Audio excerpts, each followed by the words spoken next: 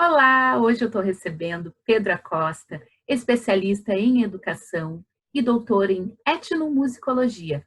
Quer saber um pouco mais? Então não sai daí que está começando mais um Arte Suburbana Entrevista.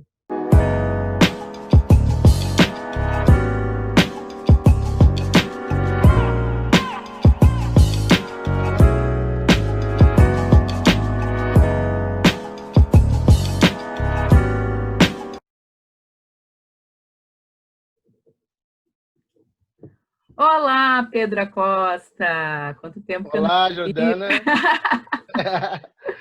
Que No... saudade, guri! Retomando, né? Fomos colegas, É licenciatura em verdade. música no IPA, Sim, aquela já faz loucura quase 10 toda, né? anos isso. Já faz quase Quase 10 10, anos. quase 10 anos. O tempo passa rápido, né? O tempo passa bastante. E tu fez bastante de coisa, né, também, depois que tu te formou na licenciatura, Aham. fez a especialização, né, em educação musical. E o que eu achei muito interessante, que tu fez doutorado em etnomusicologia. Aham. E não é uma coisa muito conhecida, né, para o grande público. Não, Então eu gostaria que tu explicasse um pouquinho como é que é o curso de etnomusicologia, o que que estuda, o que que faz um doutor em uhum. etnomusicologia. Fala um Ah, pouquinho para a legal. toda entender. Não, bacana. Primeiramente, quero te agradecer aí pelo convite, né? Sempre que temos a oportunidade de conversar sobre as nossas práticas, nossa história, nossas experiências, tanto do ponto de vista intelectual, como do ponto de vista também de prática, de músico, né? De vivência, acho que tudo isso bota o nosso trabalho de música e de todo esse movimento de política cultural negra na linha de frente, né? Das políticas públicas, vai mostrando para as pessoas o quanto nós temos uma cultura, nós temos uma história e quanto essa história também pode servir como agenda de políticas públicas, tanto para a juventude negra quanto para a juventude não negra, né? Então, acho que documentar isso, né, como diz Bell Hooks, é o caminho, é um dos nossos elementos mais fortes, né? Poder documentar as nossas práticas para poder deixar para gerações que vêm depois, né? Entrando na tua pergunta, o que é etnomusicologia, na verdade, isso é um grande debate. Na verdade, a etnomusicologia, na minha concepção, né, e na concepção da linha de pensamento no qual eu faço parte, é o estudo da música, né, como cultura, como prática, e eu amplio na minha tese de doutorado como política também. Ou seja, música não é só um elemento de entretenimento, mas ela é um fator extremamente político, né, de envolvimento Sim. político, envolvimento emocional, de movimento humano, de luta por direitos. Então, na verdade, a gente está ampliando um pouco mais esse conceito de etnomusicologia, que é muito diverso. Assim, tem etnomusicólogos que estudam as práticas musicais no mundo todo, né? Tanto nos Estados Unidos, quanto aqui na América Latina, na África. Ou seja, tem muitas pessoas olhando para os estudos de música. Então, nós podemos dizer assim que a etnomusicologia ela estuda a música, mas analisando, buscando entender o contexto em que essa produção musical ela acontece, né? Como ela acontece, quem produz as músicas, de onde essa música vem. E tem um elemento muito importante na etnomusicologia, que é o papel da audiência, né? O papel do público. Como que o público atua quando os músicos estão interagindo com ela? Qual o impacto da audiência na vida dos músicos, né? Então, acho que esse é um dos grandes, assim, uma das grandes contribuições da etnomusicologia como campo de estudo da música. Assim, tirar a música daquele lugar do belo, do maravilhoso, do bacana, e dizer que a música ela é tensão, ela é problema, ela produz divergência, ela produz violência também, né? Tirar a música daquele lugar do século XX, né? Só a Aquela ideia arte. romântica, Só a 19, do arte século para ser XIX, só contemplada. arte para ser contemplada, exatamente. E é interessante ver como que os etnomusicólogos também negros, e aí puxando um pouquinho para aquilo que nós propomos, né, como tese, como os etnomusicólogos negros, eles procuram, eles têm outras questões para falar de etnomusicologia, né? Então, não é só a contemplação, mas é a luta política também, é a luta dos movimentos sociais. Então, isso tudo foi mudando, né? E a diferença é que é um pesquisador muito envolvido com o campo, né? Que é diferente do pesquisador observador, que vai lá, normalmente branco, vai lá, observa, vê, analisa, depois volta para o seu cotidiano, né? O seu espaço. E nós que viemos de experiência negra, quando a gente faz pesquisa, por exemplo, pelo menos a grande parte, né, dos pesquisadores negros são extremamente envolvidos com o seu campo, né? Porque procuram, no primeiro momento, compreender esse processo histórico todo para depois articular as questões, digamos assim, teóricas, metodológicas, né?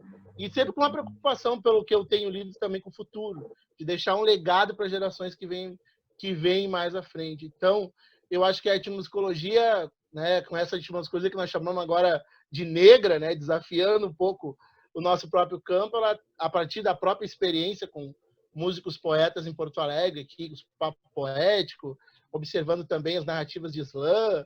Então, tudo isso, e também desenvolvendo trabalho na rádio da universidade, também na rádio web lá da Tuca, ajudou a gente a ter uma dimensão um pouco mais ampla em relação do que a etnomusicologia como campo de estudo poderia colaborar para as nossas experiências práticas e políticas, né?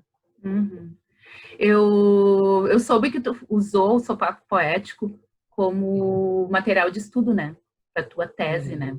Como é que surgiu a ideia de tu entrar, o que eu vou estudar, o que eu vou falar? Eu vou falar sobre o sopapo poético. De onde surgiu essa ideia e como é que foi a experiência de tu adentrar dentro desse contexto? Como que foi a emoção? O que tu conheceu de novo? O que tu achou que não ia ter e que teve?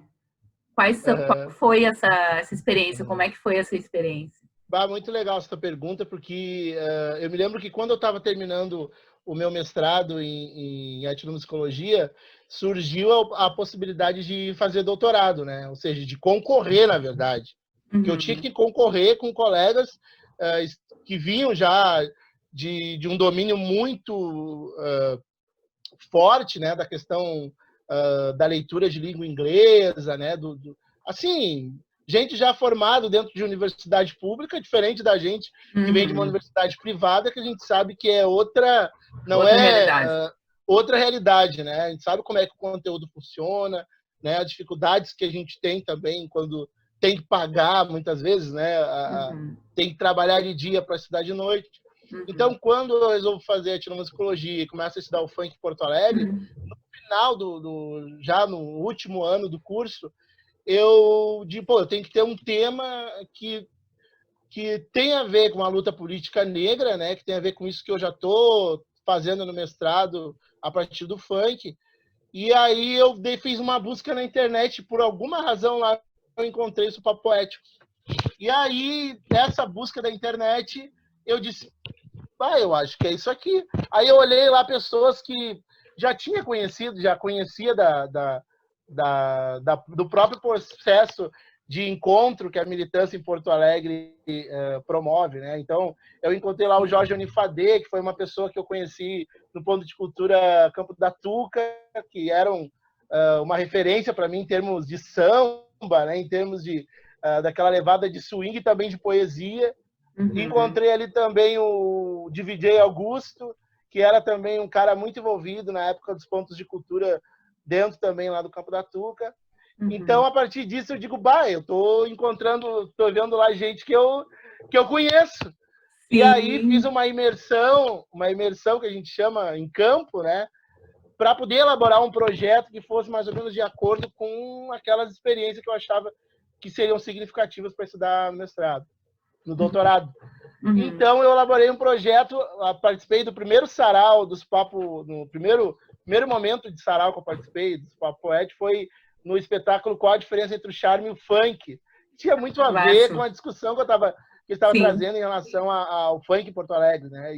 E o movimento funk, os músicos, os DJs, principalmente lá no Campo da Tuca, onde eu vivi, nasci, cresci, e tenho uma relação muito forte, né, com a luta comunitária, a luta política no Campo da Tuca. Então eu peguei e vi que era o sopapo poético um espaço de luta política, um espaço em que a música exercia uma força muito grande. Então eu digo, é esse lugar que eu quero aprender, né, primeiramente aprender. Sim. E também desenvolver meu trabalho acadêmico. E para minha surpresa, foi um momento assim de encontro, por exemplo, com Vera Lopes também, que na época estava voltando para Porto Alegre e estava naquele momento no Sarau Papo Poético, falando do Ben Black em Salvador, que é um sarau assim, bastante conhecido lá e que inspirou os Papo Poético. Então, lá encontrei a Vera, e a Vera foi muito amiga da minha irmã também, os dois se relacionaram bastante. E grande parte, por exemplo, dessa minha entrada na luta política foi por conta da minha irmã, né, Josiane Acosta, que fez teatro na URGS naquele momento que as cotas estavam se implementando dentro da universidade. Então, ela participou daquilo tudo, levada para casa livros, e a gente foi sendo formada a partir disso. Então, encontrar a Vera, encontrar a Unifadê, dividir Augusto, era uma espécie também de dar um retorno de tudo aquilo que, de uma certa forma, tinha aprendido com essas pessoas durante o processo da minha formação, não só como acadêmico, mas também como alguém, como um negro dentro da luta política negra. E, então foi assim bem legal, e o projeto foi aceito, né? E aí a gente sabia que tinha 4 anos de trabalho pela frente para entender a experiência do Sopapo Poético. E foi muito legal assim ver as múltiplas experiências musicais que existia, a centralidade da poesia, né, como um elemento importante na luta política negra. Eu acho que é uma coisa que nós devemos ressaltar assim, bastante o papel desses poetas, e no caso específico, os músicos poetas, né?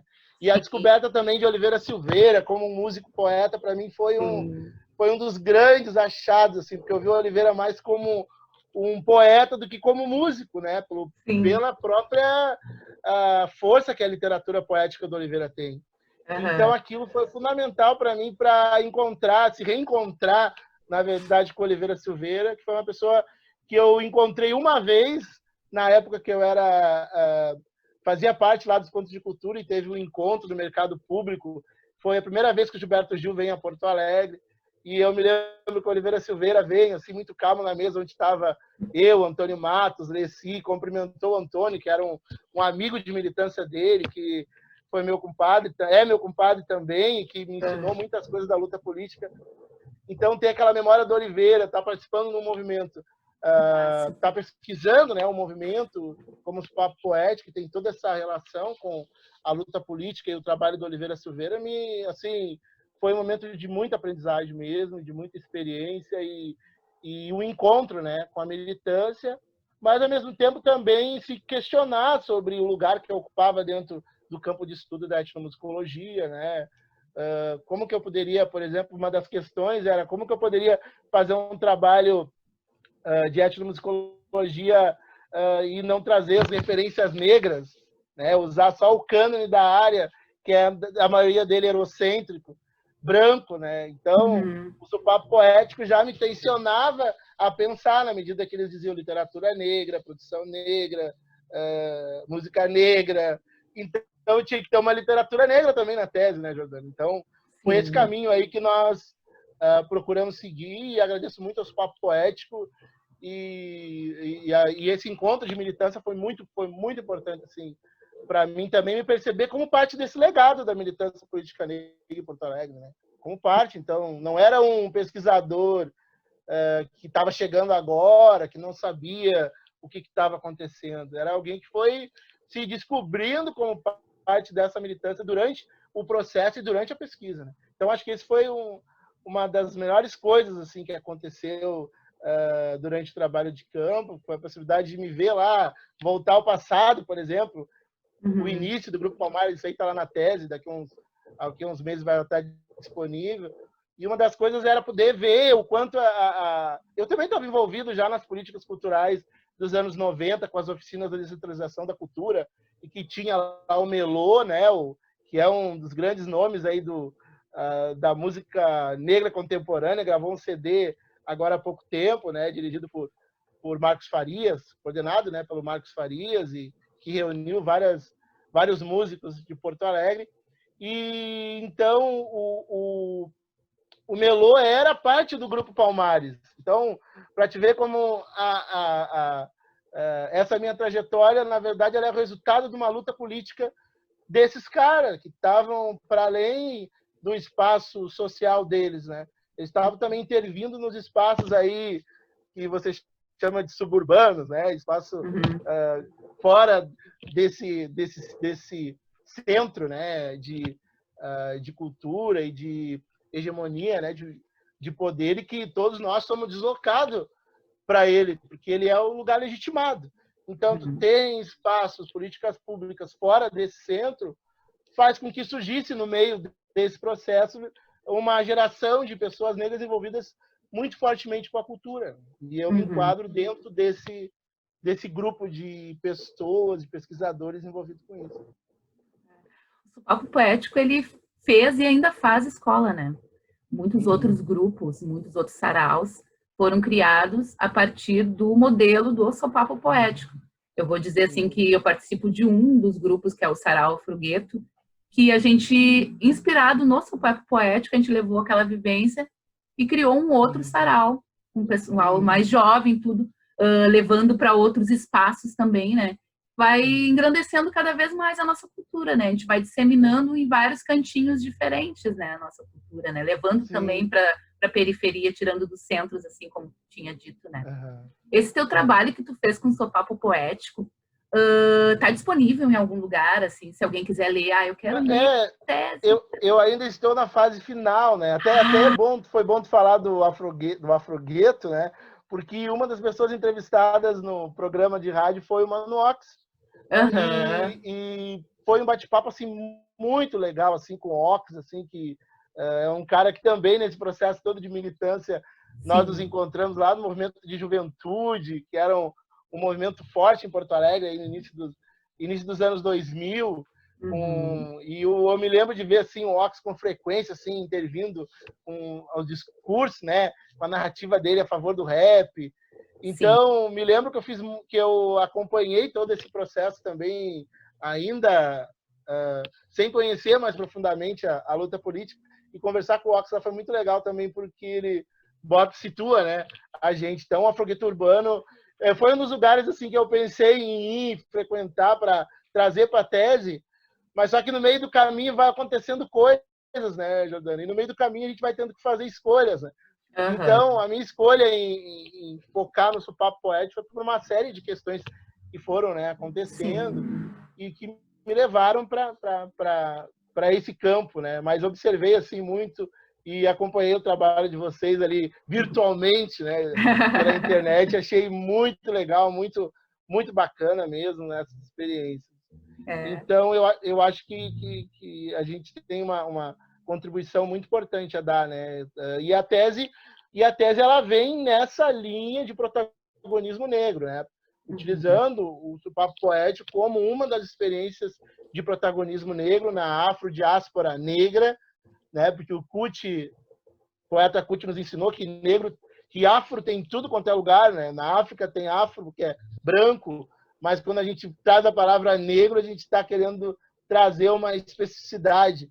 Então, dessa experiência da afrodiáspora negra que a gente está falando, o Sopapo Poético para mim, assim, uma das grandes referências, propostas e referências, assim, podemos dizer assim, desse século, né?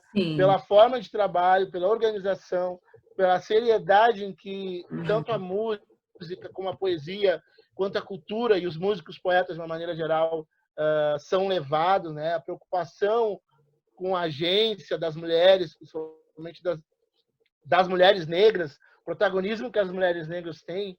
E uma das coisas importantes da tese, que é até importante falar, é essa relação não tensa entre homens e mulheres, que é uma questão que preocupa, né, todos nós, né, que entramos na militância em determinado momento. Parece que homem e mulher estão em constante conflito, né, de poder, de se posicionar dentro de determinado campo. E na música a gente sabe muito bem como isso funciona, né, o quanto as mulheres vêm batalhando para conseguir seus espaços em meios que até pouco tempo eram exclusivamente de homens, né?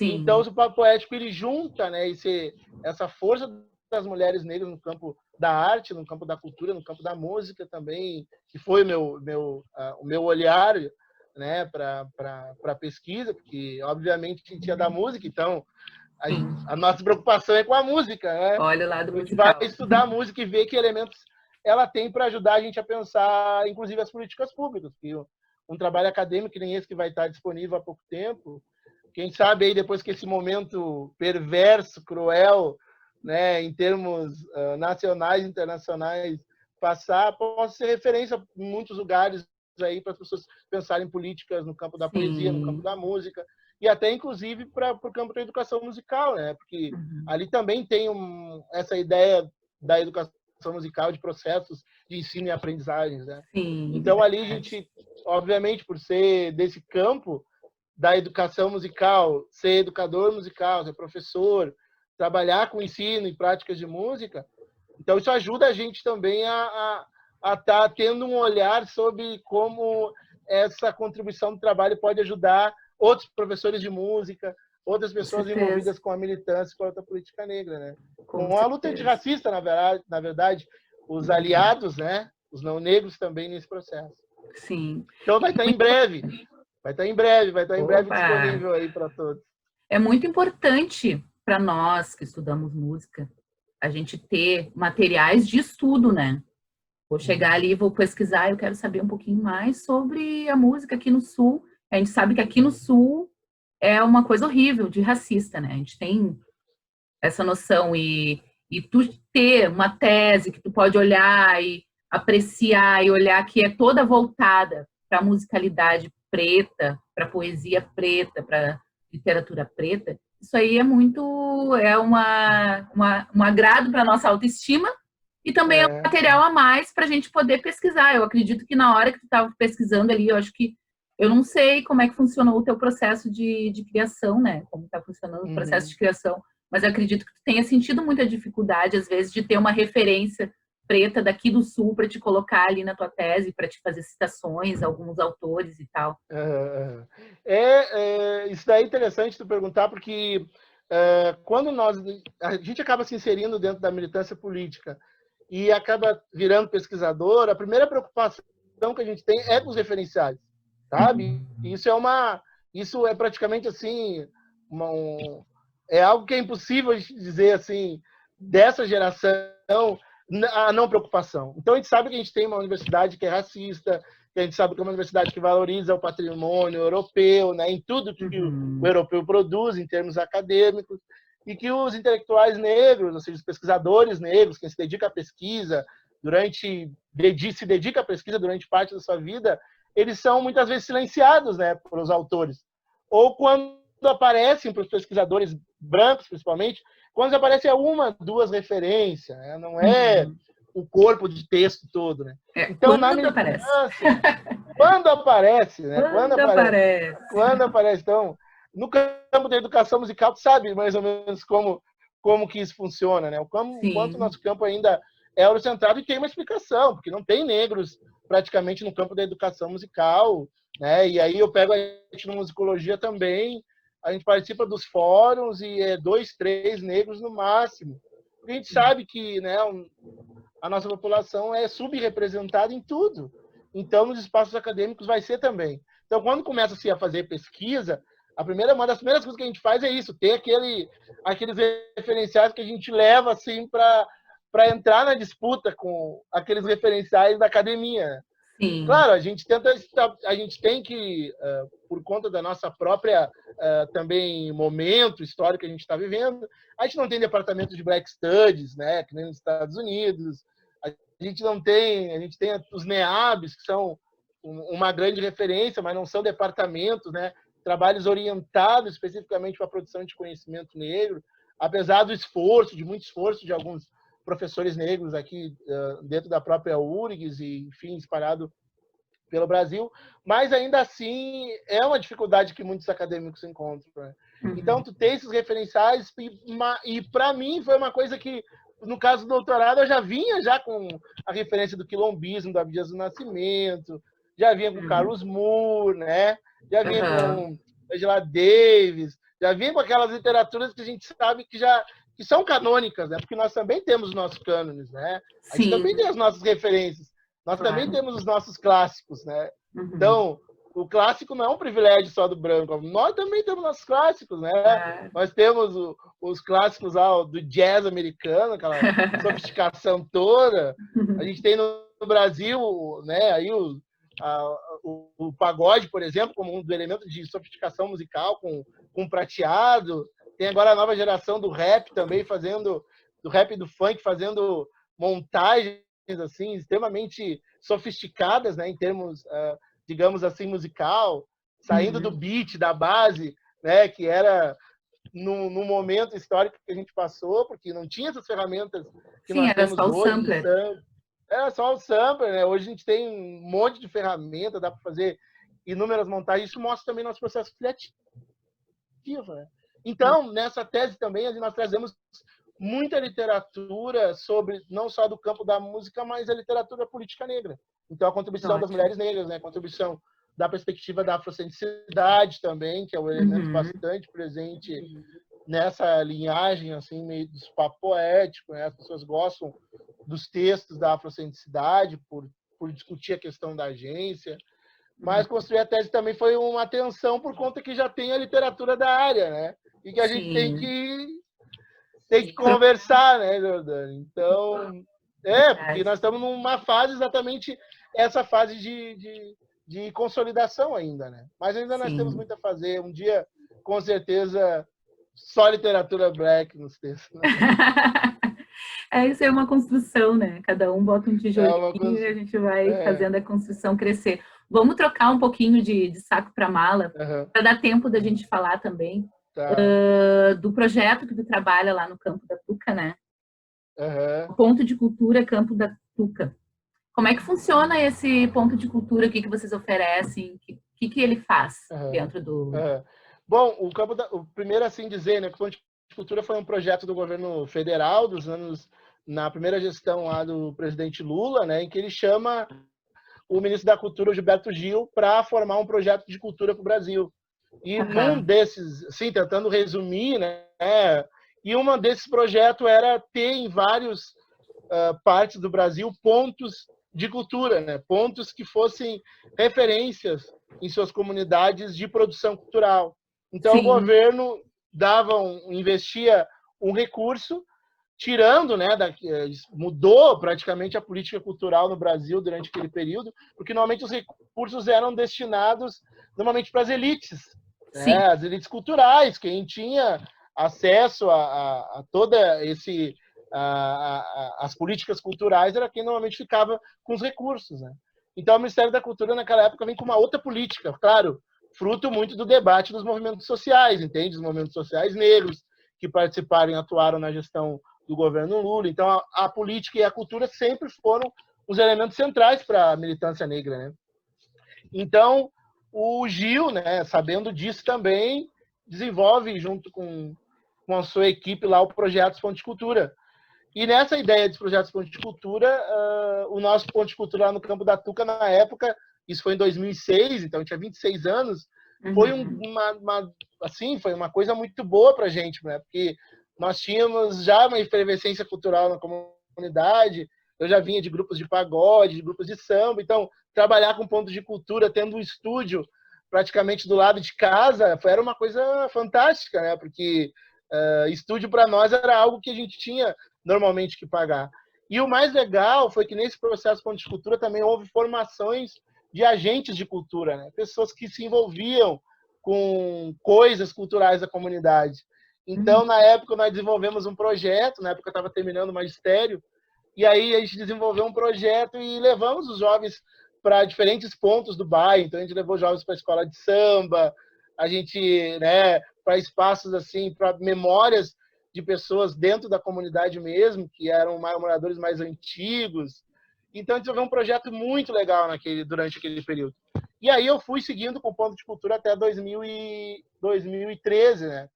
Que quando eu saio daí por uma questão de também me tornar professor e aí começar a trabalhar na rede municipal e trabalhar na rede estadual. Então, isso daí já me consumia muito tempo, né? E não tinha como ter uma dedicação exclusiva.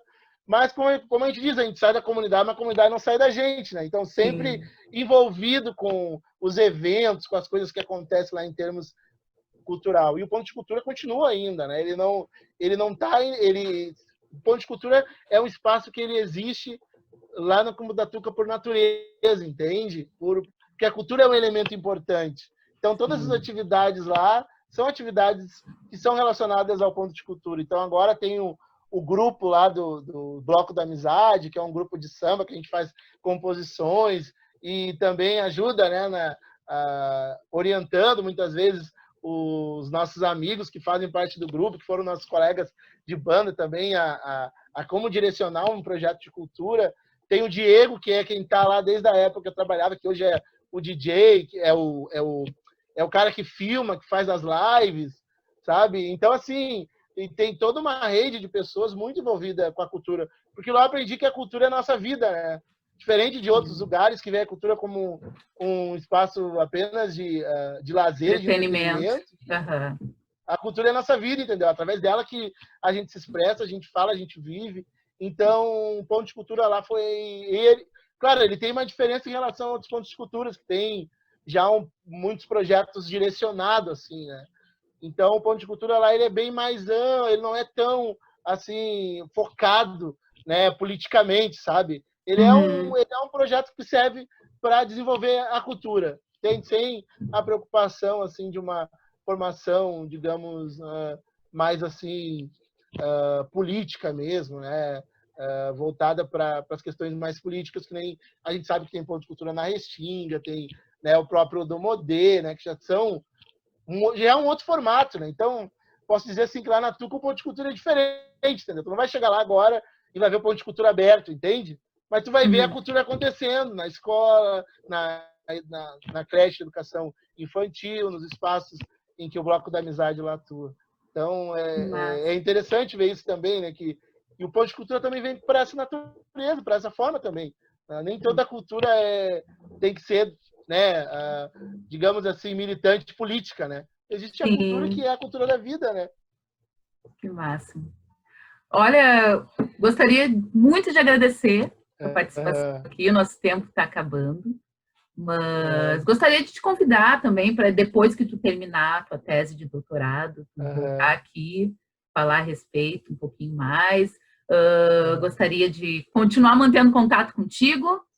Sim, é uma pessoa maravilhosa. E eu acredito que muita gente que está assistindo agora e enxergou um preto doutor deve ter se inspirado. Nossa, o negão lá do Campo da Tuca, agora é uma raridade. É uma raridade, Jordan, né? A gente pode dizer assim, ó, que de tempos em tempos, né, acontecem essas coisas, né? Porque a gente sabe que nós somos 0,0 da população, né? Então, nós sabemos também do papel importante que temos como referência, né? E também como alguém que, de uma certa forma, através do nosso trabalho, através da nossa pesquisa, a gente sintetiza um pouco a luta política negra. E acho que isso é a contribuição maior que a gente pode dar para os pesquisadores que estão iniciando, tanto no campo da educação musical, quanto no campo da etnomusicologia, a se ver, a se enxergar, a tentar procurar referenciais, né? Pesquisar nossas práticas culturais para que elas se fortaleçam cada vez mais, né? Então, a gente fica feliz de ser parte dessa geração, né? Porque nós somos parte praticamente dessa geração que está fazendo essas coisas, né? Que está lidando com mídia, que está lidando com pesquisa, que está lidando com um registro praticamente da história política negra e cultural na atualidade.